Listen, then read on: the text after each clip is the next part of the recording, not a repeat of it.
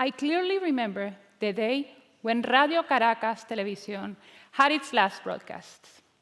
The journalists that for over 30 years have educated, entertained, and informed Venezuelans were being silenced. As a TV host who worked at a newsroom at another station, I knew that was the end of freedom of press. We sat and wept as the TV hosts said their goodbyes. Soon, many other TV channels and radio stations followed suit. I lived in Caracas, the capital of Venezuela, a beautiful place surrounded by mountains that are always in the city's background, with an urban landscape full of mango trees, colonial buildings, and a few skyscrapers. The beach is just 30 minutes away. And the people, the people were passionate, affectionate, were huggers. Your regular good morning was filled with smiles and kisses. Venezuelans are kind and poetic, and at the same time, lively, loud, and awesome dancers. We are very welcoming. And just like the United States, Venezuela is a country of immigrants. Over the years, our indigenous population was joined by newcomers from Spain, Italy, Germany, among others. This mixture of cultures created the perfect recipe for hardworking, risk-taking, resilient, and of course, gorgeous people. Actually, often when I say I'm from Venezuela, the first thing people tell me is beautiful women. And as certainly Venezuelan women are remarkably attractive, we are also strong leaders, mothers, and entrepreneurs. I remember the empanada stands at the entrance of the office buildings.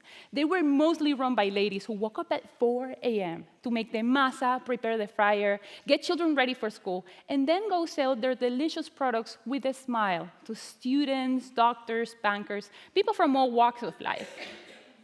Of course, the flavors and aromas of Venezuela will always be imprinted in my soul. Sadly, today, when you walk into that same office building, the empanada lady is nowhere to be found. There's no flour to be bought in the markets, neither chicken or beef to make her delicious goodies. In Venezuela's economic crisis, women are struggling to feed their children and find medicine for their families. Once one of the richest and most stable countries in Latin America, Venezuela is now filled with hunger and misery, and women are paying the highest price as they struggle to care for their loved ones. Inflation has deeply hurt the average Venezuelan worker, since the cost of the basic food care basket has become unaffordable. The healthcare system is also collapsing, and the shortage of medicines and basic care supplies are the #1 cause of death in the ERs as of today.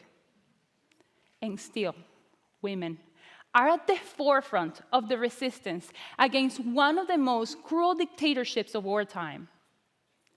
Thousands of people have been also looking for a better life somewhere else. My time to leave Venezuela came in 2010, when I was a victim of the rampant street crime. I was robbed at gunpoint in broad daylight by a kid who wanted my purse.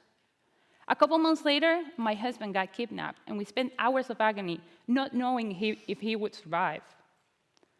I was lucky. My plan of coming to the United States to pursue graduate studies at UCLA became my ticket to escape the rising violence. I always dreamed of going abroad and coming back to Venezuela with a business degree, but I never thought it would come about as a way to flee. When I packed 3 suitcases and I boarded that plane, I never thought I would be staying here for good. In 2013, however, Venezuela's presidential elections reinstated their corrupt regime into power, and I decided to stay. In Venezuela, citizens desperate for an outright resolution of the crisis joined in nationwide nonviolent street rallies to protest food shortages, oppression, and censorship by the government. In 2014, 24-year-old Basil da Costa had never been to one of these protests before. He joined hundreds of thousands of others in a nationwide Youth Day march. The demonstration was filled with flags, people singing the national anthem, and that bittersweet mix of uncertainty and hope. Basil was standing on a street corner when suddenly gunshots shattered the peaceful demonstration. He fell to the ground as he was shot in the head. Soon he died from his gunshot wounds. As sad as this is, I find the biggest lesson of courage and resilience in Basil's mother, Janet Frias, who tells us that the death of her son must be an agent for change towards a more inclusive and democratic Venezuela. Janet Frias said, "El odio no nos lleva a ninguna parte. Por eso cada día mueren más muchachos y muchos más van a la cárcel por expresar su opinión. La muerte de Basil solo tendrá valor si Venezuela encuentra la paz." Recently, while in my United States home watching the news, I heard the same message, but this time from an American, Susan Bro, who lost her 32-year-old daughter, Heather Heyer, on August 16th when a car rammed into a crowd of counter-protesters at a white nationalist rally in Charlottesville, Virginia. I felt the same intense call for social justice at the memorial service for Heather, when her mother echoed the words of Janet Frias by saying, "They try to kill my child to shut her up. Well, guess what? You just magnify her. Say to yourself, what can I do to make a difference? And that's how you're going to make my child's death worthwhile." We just need to hear these two mothers in two completely different parts of the world, finding consolation in their children's death and challenging every one of us so we do what we have to do so this doesn't happen again. When I see America, I see freedom. I see a role model for democracy. I see potential for growth.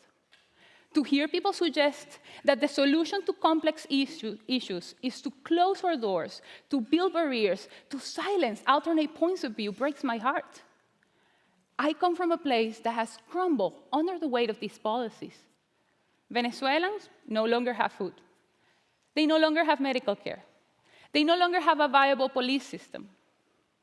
I am standing here before you as an immigrant who was a nationally recognized and award-winning TV host, an immigrant who earned a chemical engineering degree at one of the most prestigious universities of her country, as a celebrity who once had her face plastered over thousands of soda cans.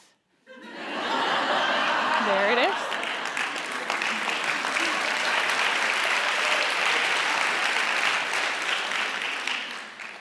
My point is, we are all vulnerable. No matter who we are, where we come from, how much money or celebrity we might have, we all live in a world that buckles under the weight of fear, isolation, and separatism. But I am here with a message of hope. When I understood that the United States was going to be my permanent home, my perspective changed. I started crafting my new life in the US. I took a risk, and I decided to open my own business and celebrate the spirit of the empanada lady by bringing the flavors of Venezuela to America. As sweet as that sounds, it was a huge challenge. But with the love and support of my local community, who gave me and my business a vote of confidence, I established a place where myself and my employees welcome people with a smile and a hug, just as if we were in Caracas. This is proof that a welcoming community can benefit from the resilience and determination of immigrants who work hard and contribute back to the economy of the nation that adopts them. I find great joy of being part of the eclectic fabric of my new home. I am living proof that anybody can rise to be happy and successful in a new life chapter when they feel embraced by those around them. From the sympathetic clerk who helped me with the permitting process at the City Hall to every single one of my customers who supported me along the way, their solidarity was crucial to build a successful business. As my experience have shown, by embracing and empowering their new members, communities will rise as well. And to my fellow Venezuelans, no perdamos la fe y la esperanza. El fin de estos tiempos está por venir. Y cuando eso ocurra, juntos reconstruiremos el país que todos soñamos por aquellos que han muerto por la Venezuela libre que todos soñamos. Thank you.